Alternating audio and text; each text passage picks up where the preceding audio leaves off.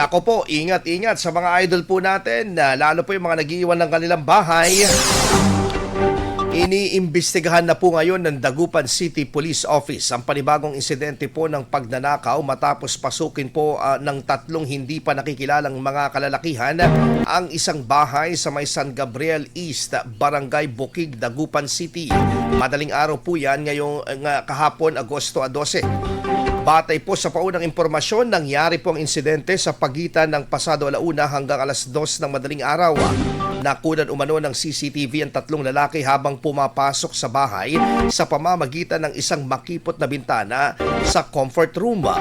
Matapos makapasok, hinalughog umano ng mga sospek ang ilang bahagi ng bahay at kumuha ng iba't ibang mga gamit. Nasa abroad ang may-ari ng bahay at isang katiwala lamang ang naroon nang mangyari ang insidente. Sa inisyal na pahayag ng katiwala, kabilang umano sa mga nawawala ang ilang mga alahas at imported na alak. Gayunman, patuloy pang inaalam ng mga otoridad ang kumpletong listahan ng mga ninakaw at ang kabuuang halaga ng mga ito.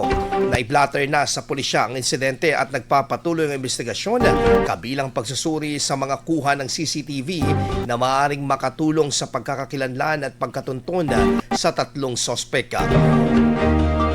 Nagdulot naman ng pangamba ang insidente sa ilang residente ng Barangay Bukig, lalo't nagawa umanong makapasok ng mga kawatan sa isang bahay sa madaling araw. Dahil dito, nanawagan ng ilang residente sa mga kinaukulan na paigtingin ng police visibility at pagpapatrolya, partikular sa mga residential area at sa mga oras ng madaling araw.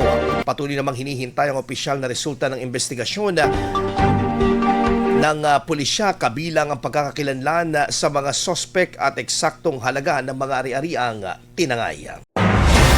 IFM News. IFM News. IFM News.